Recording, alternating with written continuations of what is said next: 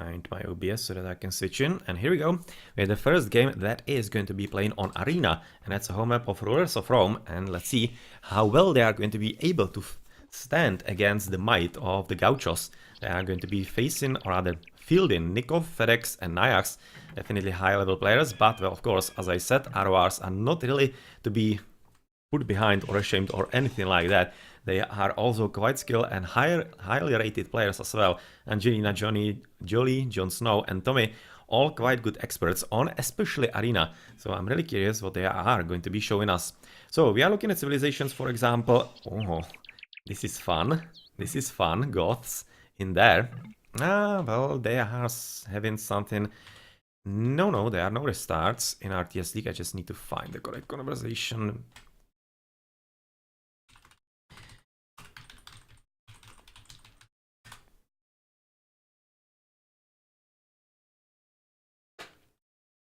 Let's see what actually the problem is. Let's of course scout it in the game as well. So I have responded, and that's FedEx red. What is he actually not liking in here? Well, this is kinda sucky because of course the gold is right next to the wall. But is there any kind of bad screw up? It's not great. It's definitely not great. And it could be considered. So let's see, it's going to be basically up to him. Because, yeah, as I said, if it's a bad map skew, they are entitled to RoR. So it's going to be up to him if he decides that it's a bad map skew or not. It seems like that maybe not. That he thought, or rather thinks that it's going to be quite fine. And is there maybe going to be some kind of boar stealing or whatnot? Because in the first game, and the first match that I streamed today, it was between the Jedi Masters and RFR, Run Forest Run. There was actually a boar stolen on Arena, which was kind of funny. Doesn't really happen all that much. But of course, it was a pretty big issue for Chaos to win, who was actually the victim of that. And even though he did what he could to actually stay in the game, well, it was already getting there into a bit difficult situation. So it seems like we are having another pause. Are they talking something more? Apparently no. Yeah, he was just asking about it. So right about now he was asking if actually he is good for a restart. So what he was actually looking for, I'm not entirely certain. Right now, maybe he didn't like Jon Snow be next to him as a Spanish, I don't know. But I'm really thinking it could have been basically because of this. Because it's kind of slightly fishy in there. And potentially could have expected a bit of a problem from that. Boar is in, second boar is also in. That's always pretty good luck on Arena because you don't have to delete any kind of walls and whatnot. So that's usually something that happens and might be leading into a bit of a mistake. But, well, probably with such expert players, we don't really expect that all that much. But we are looking, for example, in Nayax's base, who is having a very nice gold behind it. So that's quite fine for him as he is exactly doing what I was talking about. Having to lure the boar, needed to delete the wall in there. And he will have to plug it quite soon with a house or two. And, well, yeah, right now he doesn't want really to go all that far away. So he is placing it just in the distance of the farm. Quite nicely positioned in there. And he seems to be really quite nicely doing his job. Doing his job in this position. Well, Sci-Fly, as high rating as you can guess. FedEx is FedEx, that's 2k plus player. Kalashnikov, that's Nikov, so 2k, I don't know, 500, whatever. Something on some nonsense like that he is, I think, but maybe he has already dropped because he stopped playing 1v1s as far as I know. And for Nayax, he's, I think, about 1900. Either 1900 or slightly more, as there's a bit of a pushing of the rear for Tommy. As for the opponents, Angelina Jolie and Jon Snow, those are two 2k plus players as well, especially on Arena. They are basically top experts on Arena, has to be said. For Tommy, he is 1900? Either 1900 or 2k was what I actually saw when I was checking before the game. But my short-term memory is, yeah, you can kind of see how bad. He's coming for the second boar in there. Second boar in there, and yeah, thanks for the help in there, Hermes in the chat. You're probably gonna have to explain quite a lot more in here, because players might not be familiar with the names in here, even though, yeah, Kalashnikov, it's not really that much of a hiding nickname in there, and Smurf, so yeah, that's that. Anyway, what I wanted to talk about at the very start were the Goths from Angelina Jolie. He's having a very nice goal. It's not really right next to the wall, which is usually better, because on Arena you can have it, for example, like FedEx. And that's usually kind of bad because you can be castle dropped in here and you are gonna be denied everything. So this is something that definitely Red has to be taken care of and has to be worried about, because he is against an expert arena player, Jon Snow, and I'm fairly certain that he has already scouted that kind of opportunity for him. Yeah, he has already scouted that. So of course this is going to be something that he might be aiming for. So I'm really curious what's gonna happen, because he's Spanish, and is he gonna be like slung by somebody? I'm not certain by whom, because the Goth is definitely not gonna be slinging. Mayan, well, could be slinging, but at the same time, at this point, I would be thinking they're gonna be just basically going for a full-on 3v3. This is kind of funny in here for Kalashnikov, for Nikov, as he's having the extra gold, but he needs to be careful about the fact that it's actually not right next to the wall. There is a potentially hole, so he needs to be careful about it, as he's already come in for the stone. And yeah, the difference is the Spanish and the Mayans are gonna be the same, as they are basically staple civilizations for arena. Yeah, a bit of a, can't see idle time due to a bit of a bug. But of course the Goth and the Teutons, that's gonna be quite significant difference, as Teutons are often used as actually slinging civilization. So I wouldn't be surprised by that all that much. But otherwise they can always go, of course, for Paladins, as the Spanish can potentially, in that case, stick with Conquistadors, or maybe you can go for Paladins as well, because if you can afford it, if you are having enough of a boom, which on Arena could happen, then double Paladins could be quite a pain to actually deal with. So potentially some kind of available option for the Gauchos, as that could be happening, and maybe something that RoRs could be counting with as well. And yeah, there's already scouting going on by Tommy, who was having just a bit of a quick peek to see where the stone is, that he's gathering with 3 villages, and potentially that there is something behind the base. Did he actually see the gold? Could be giving him some more information. No, he didn't. Okay, so he doesn't know actually that it could be available for him to somehow abuse his opponent a bit, or basically make his game a bit harder, as otherwise plenty of gold in the middle, everybody advancing into the feudal ages. Curiously enough, Naya's going quite late, 26. Everybody at 26, but Tommy at 24, he was advancing very fast. You can see the difference in that. So basically, looking at all this, it seems like that Nayax was the least efficient in the Dark Age, and he's going to be advancing as the very last player. But yeah, well, it's not like it matters a whole lot, as of course Teutons are having quite a good economy and they get it going. Okay, so of course stone, gold in decent numbers, plenty of wood, already going for efficiency. Even so soon you can see those 2 lumber camps. This is actually very nicely played by Angelina Jolie in here, because plenty of players at this stage would be having just one, and villages would be bumping against each other and whatnot, so experience definitely coming through. And let's for example check how many other players are doing this. You can see that Jon Snow isn't. FedEx is. He's having already 2 quite far away from each other. How's it looking for the right player? Nyax, that's gonna be, of course, 2 as well. And Nikov is gonna be the last that we're gonna be having a look at, and he's having 2 as well. So basically it's gonna be just up to Jon Snow, who is having just 1 lumber camp, as 2 are already present for Notomi as well, and we are having a bit of a fight between Eagle Warrior and Scout, it seems. I'm not sure. Yeah, well, that wasn't well timed by Tommy, but of course since this Scout is more or less dead at 1 hit point, he is still not dead, which means that he can basically scout and tell on his opponents what they are going to be doing, and we are already looking at doubling of the walling. Oh yeah, it's gonna be slinging to Jon Snow, most definitely. Okay, so it's gonna be the mine already picking up not only second row of walls, that's gonna be a second row of walls behind this, as gonna be even a third one, and he is gonna be super turtling. He's having a big gold and bit stone. Unfortunately for him, he doesn't have any extra gold mines or whatnot. That's definitely a huge bonus when you are slinging and such. Castle Age is coming for everybody, but of course the grey player, and of course green is already gonna be scouting in the front, and we're gonna be checking if it's gonna be coming into Jon Snow, which I do expect, as yellow is already coming forward, and oh, it's gonna be castle drop somewhere about here, maybe next to gold. Definitely would make sense, but at the same time, he might be just a bit disappointed when he discovers that there is already a sling going on. Let's see. Let's see if he's gonna be fast enough, because if he can discover it fast enough, they should be able to respond in kind and basically not having any kind of problems. Let's see. Let us see about that. Into Angelina Jolie, Tommy, okay. Okay. That's curious. I would be expecting that maybe they could be coming into Jon Snow, so basically he can hold it easier, attack Ferex, but apparently it's gonna be into the Goth, which of course makes plenty of sense as well. But is it gonna be like some kind of double slink or whatnot nonsense? No, so far not. So far not, as the castle ages are hitting, and green is coming forward. He's gonna be quite nicely scouted by Ferex, of course, and that's gonna be attempted castle to protect himself, because yeah, he exactly needs to do this. He knows exactly what kind of problem could be coming for him. The Wolfie definitely isn't helping Jon Snow, and well, with the Eagle Warrior already being present and the castle being dropped, this is nicely played, and of course, he definitely saw what was going to come, because he knew that the outpost is gonna be giving him extra information. So the plan for Jon Snow is kinda screwed. He will have to drop it about here to potentially at least be a bit annoying in there and there. Yep, nicely played.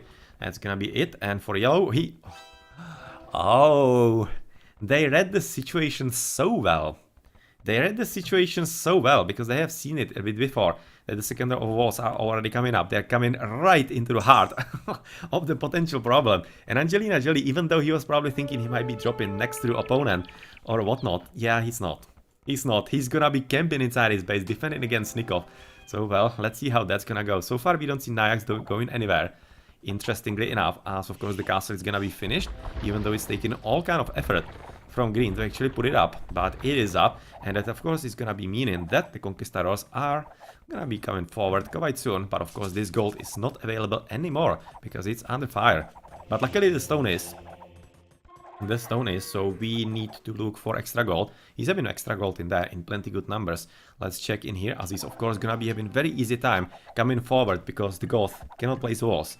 You can see he's right now desperately trying to build a secondary wall through the houses in there, but I'm fairly certain that's not gonna be enough, because it's gonna take just a few Conquistadors with some petards, and well, good luck defending against that. Castle is of course gonna help defending the gold and the stone, but yet again this is the same situation as on the right side, as of course this gold is denied, but so is Ferex's. So far they are just 1-1, and it's gonna be up to proper gameplay by both teams to see what's gonna happen.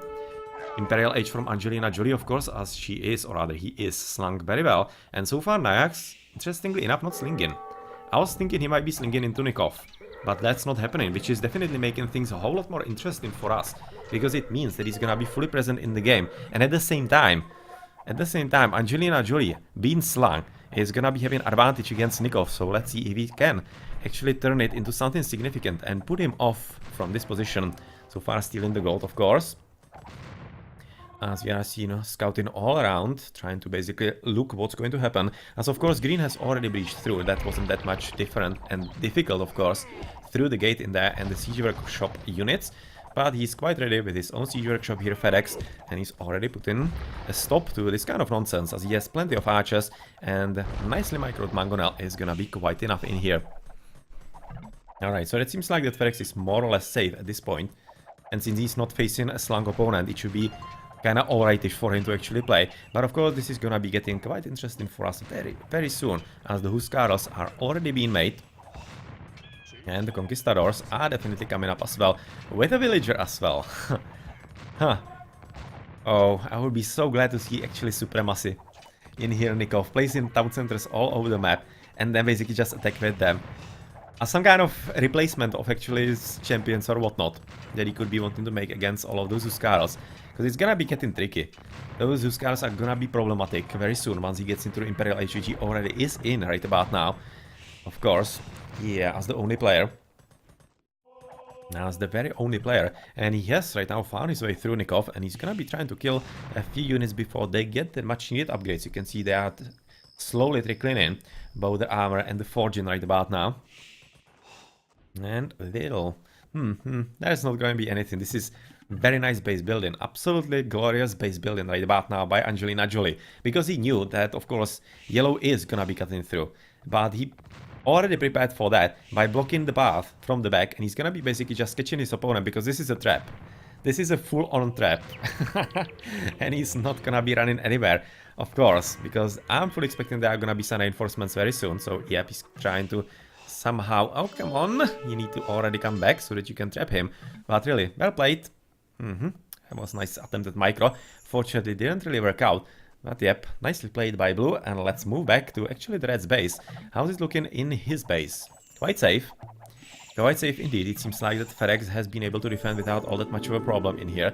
So, of course, Green is probably having to rethink his strategy a bit. Right now pushing forward with the Mangonel, but that's about it. And the villager, yeah, he's just gonna be getting ready in there.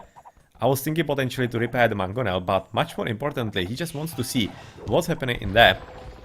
As there is already conversion going on as well, as that is definitely the correct answer to any Spanish player. When you are having the monks, of course. In the meantime, on the left, Trebuchet is already working on actually putting down the castle, which is gonna be quite important, and if he can manage that, it's gonna be alleviating a lot of pressure on him, as in the meantime, Nayax is advancing into Imperial Age, and since he wasn't present at all, he's right now quite nicely boomed. You can see at 74 villages. 74 villages, that's 20 more than the second best of all the players around the game. And yeah, you can kinda guess that's gonna be quite scary. Quite scary boom into... Oh well, those guys are definitely having plenty of relics. And he's gonna be taking them home. Because he knows that he's gonna be losing this position. And he doesn't really want to give his opponent those relics. So there is, yeah, a bit of a procession. And, well, they're gonna be coming home with plenty of religious relics for their populace. Well, in the meantime, looking into the economy, for example, as there are gonna be plenty of town centers, and he's gonna be, of course, producing a bit more monasteries. And where is actually gonna be the second stage for him? So far, just a few houses here and there, preparing that, so potentially he's gonna be sticking next to the gold mine. Because, yeah, as I said, he's gonna be just basically giving this up, but, interestingly enough, trying to be as annoying as possible, and since he knows, oh, that he's facing against infantry, he can basically afford to pull himself in. Yeah, those villagers are not giving up. They definitely aren't. They are intent on being the biggest pain in the aid they can be. Blocking the goal, blocking themselves in. This was such a neat little play in there. And quite funny indeed. But we mustn't forget that Green is doing a good job in the middle. As he is pushing forward, the castle is still standing for him and for his opponent as well.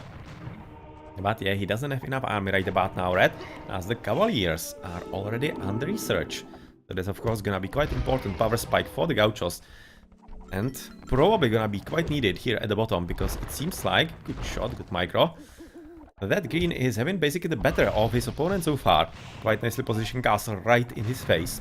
That's gonna be denying plenty of economy, that's kinda hurtful right about now for FedEx, so he's probably gonna be needing the assistance very soon. So far, he seems to be in Ajax, aka Rubio, coming a bit forward towards Nikov.